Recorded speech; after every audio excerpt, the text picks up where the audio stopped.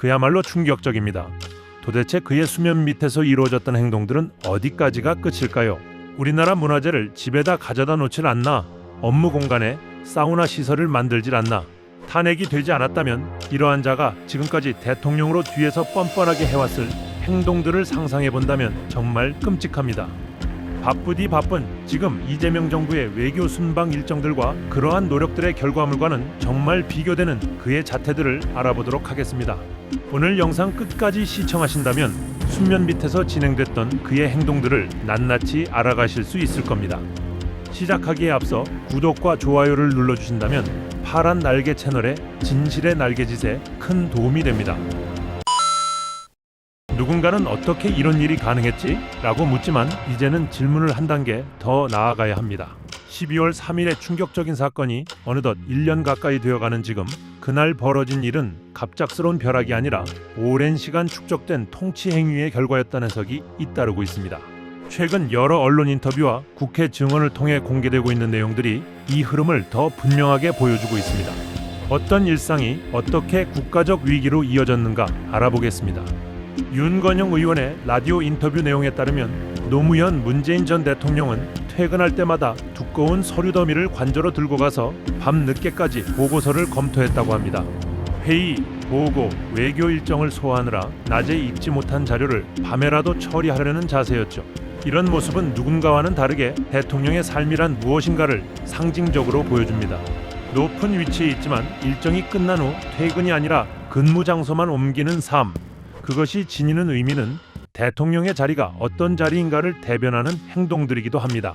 보도에 따르면 윤석열 정부 2023년 초 국정원 업무보고회의에서 업무 논의보다는 술 문화가 중심이 된 상황이 벌어졌다는 증언이 나왔습니다. 일부 증언은 당시 대통령이 회의 테이블마다 돌아다니며 폭탄주를 만들었다고 설명하고 또 다른 증언은 너무 취해 경호진의 도움을 받았다고 전해집니다. 참으로 어이가 없어 웃음밖에 안 나옵니다. 허허. 만약 이것이 사실이라면 국가 안보를 다루는 자리에서 필요한 집중력과 판단 구조가 흔들릴 수 있다는 우려가 제기되는 건 자연스러운 의심입니다. 이뿐만이 아닙니다.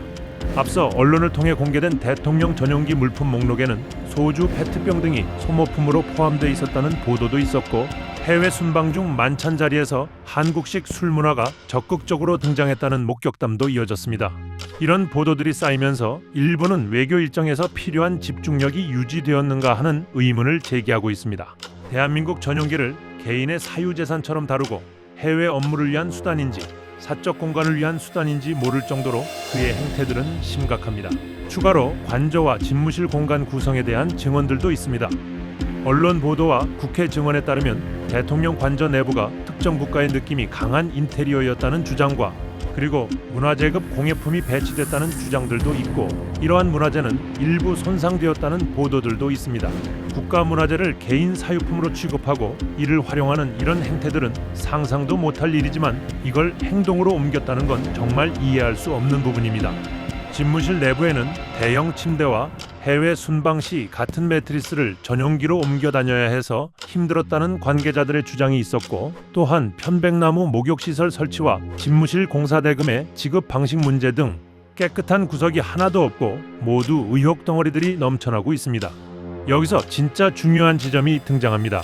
윤건영 의원은 최근 인터뷰에서 당시 윤석열 대통령이 실제로는 집무실에 출근하지 않으면서도 출근하는 것처럼 보이는 장면을 연출했다고 주장했습니다.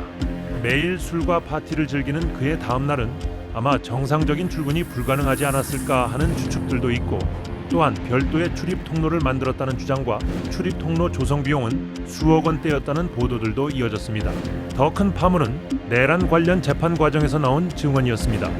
재판부 질문에 당시 수행실장이 그날도 평소처럼 오전 11시 무렵 출근했다고 증언하면서 평소 출근 시간이 실제로 그렇게 늦었다는 해석이 나왔습니다.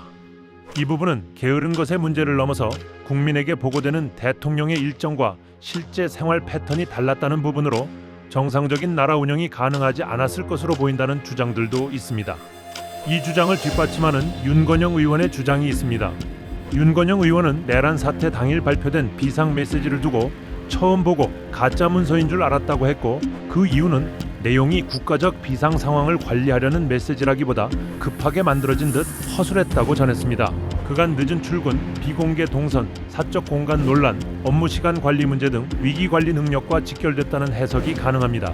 그 어떤 권력이라도 감시가 약해지면 평소의 생활 방식이 위기 순간 그대로 드러난다는 시스템적 문제라는 해석도 있습니다. 그간 그의 술에 대한 사랑이 어느 정도였느냐 볼 수 있는 장면이 있습니다.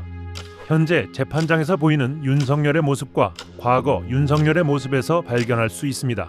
현재 그는 자유로운 사회생활에서 벗어난 곳에서 생활하고 있기 때문에 건강한 생활 패턴 그리고 금주를 통해 살이 많이 빠진 모습을 확인할 수 있고 오히려 더욱 건강해진 상태라고 추측할 수 있습니다. 윤석열을 담당하는 지귀현 재판장의 재판 모습도 웃음밖에 안 나오는 상황입니다.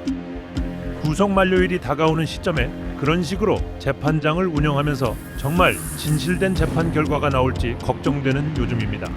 하루빨리 내란 전담 재판부가 마련되어 우리가 기대하는 결과들이 나올 수 있길 바라겠습니다. 그러려면 겉으로 드러나지 않는 진실들을 파헤쳐 팩트만 전달하여 우리의 여론을 집결시켜 표출해야 합니다. 그런 노력들을 파란 날개 채널이 조금이나마 도움드릴 수 있게 시청자 여러분들의 구독과 좋아요를 통해 표현해 주시면 감사하겠습니다. 오늘은 윤석열의 잘못된 업무 태도와 업무 방식에 대한 주장들에 대해 알아봤습니다. 다음 영상에서도 이러한 민낯들을 파헤쳐 여러분께 팩트만 전달드리도록 노력하겠습니다. 오늘 영상도 시청해 주셔서 정말 감사드립니다. 감사합니다.